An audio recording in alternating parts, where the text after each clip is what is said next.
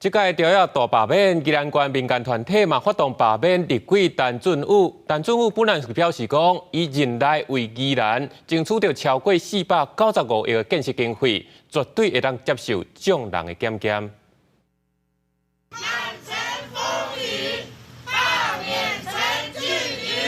在满城风雨罢免陈俊武的口号声音当中，民众去联署站签名支持罢免立委陈俊武。宜兰县民间团体就发成遭罢免陈俊武的电线联名，以满城风雨为口号，呼吁县民来参加。财划法里面每年可以为宜兰人增加128亿，结果我们宜兰人的立委竟然不支持。参加联署的民众嘛认为陈俊武无替宜兰做代志，文政的表现嘛无好。而且在违法修法，要替宜兰增加128亿的预算，陈俊武煞是无支持，洪无法度接受。他没有为我们做事啊，民进党又恶劣啊。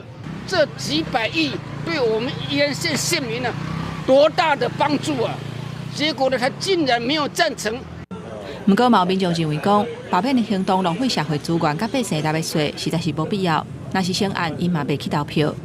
蓝的要罢绿的，绿的要罢蓝的啊，对啊，就罢来，整天罢来罢去。我觉得很浪费社会资源，我还是不会去投票。对，因为说真的，这种都是针对特定有心的人士在操作的东西，那我们就静观其变。未来中央跟地方的这个补助款跟配合款的部分，如果再做重新调整之后，对于我们相关重大建设会不会造成更加剧烈的影响？反倒让宜兰县的这个建设没办法向前。面对罢免团体批评陈俊武反对在违法修法，陈俊武回应讲，伊并不是反对，是认为修法的过程未当伤过潦草。若向修法，恐惊会减少中央对宜兰竞争性的补助，应该好好来评估。